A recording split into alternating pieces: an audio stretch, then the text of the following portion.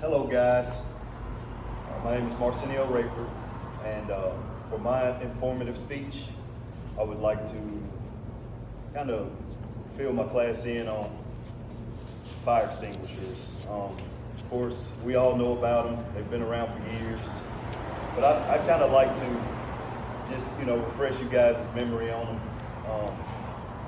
Not here to sell you anything or, per se teach you anything. It's just a kind of a refresher. So without further ado, we're gonna turn back to the fire extinguishers here. So of course I work with the Nashville Fire Department. We deal with fires and medic calls and different emergencies on a daily basis, and most of the time when we talking about fire extinguishers specifically, we will see a kitchen fire that got out of hand, or a commercial establishment, a restaurant that maybe could have prevented the fire, but they just didn't have the tools or the knowledge, or a refresher course and or training on fire extinguishers. So I want to make a quote the Nashville Fire Department. Joseph Pleasant, he's our PIO. On Nashville.gov, he works, there was an OEM article on Nashville.gov, and it had the total deaths from the Nashville Fire Department last year, 2020. So out of 234 fires that we responded to, the Nashville Fire Department, there were a total of 17 fatalities last year. So maybe, we can prevent that with just a simple tool that's overlooked and underused as a fire extinguisher. So I just want to kind of create an awareness thing and potentially protect yourselves and your families. So my 4 key points I'm going to make here are, what do we know about fire extinguishers? What are the different types? When and how should we use them? And the actual process of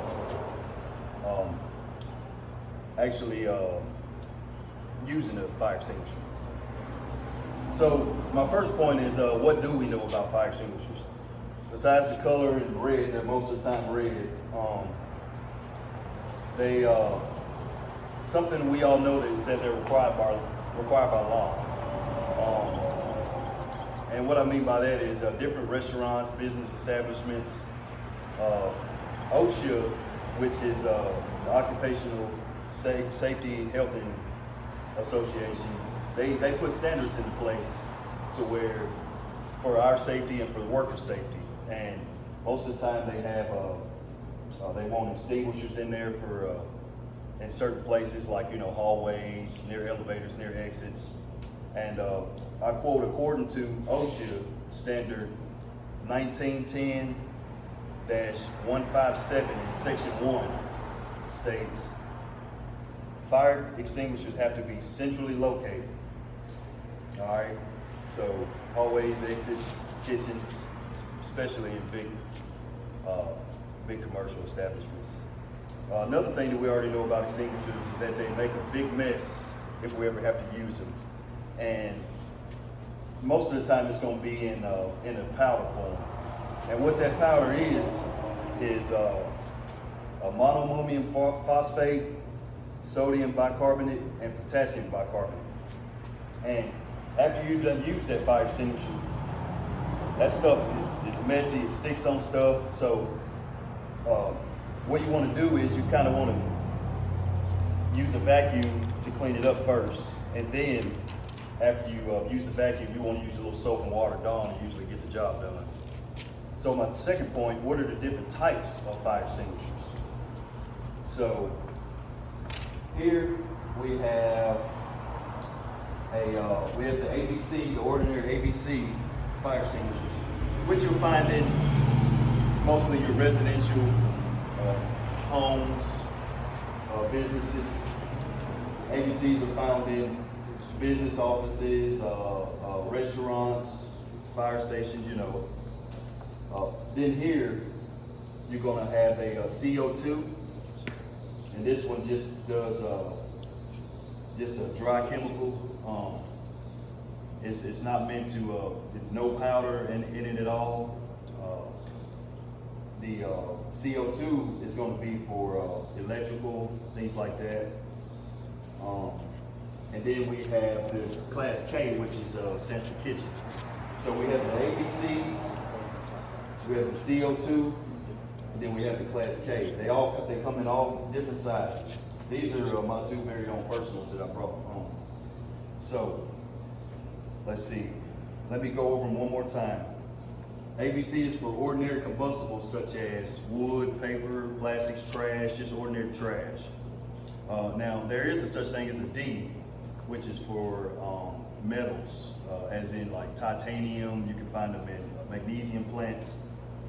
The CO2, the carbon dioxide, with the fire, it's a continuous chain reaction of a chemical chain reaction. You have to have fire, actually heat. You have to have oxygen, and you have to have a fuel. So with the CO2 extinguisher, once you spray that on whatever's burning, it'll disrupt that chemical chain reaction and actually put the fire out, which is displacing the oxygen. So that was for the CO2. Now with the K, that one is for kitchen. You'll find that in the kitchen. Notice that it's kind of like a chrome color or aluminum. That one is going to be for your cooking oils in your kitchen, greasy fats, things like that. Anything that's flammable from the kitchen. All right, point 3, when should we use fire extinguishers? So, GuardianFire.com, I looked up a little bit of information on them. They are a specific fire extinguisher manufacturer. And I quote, they say, just because fire extinguishers are accessible doesn't mean that they're always safe to use. So some tips that they had that correlates to when we should use fire extinguishers are if the fire is too small, or if the fire is small and it's not growing.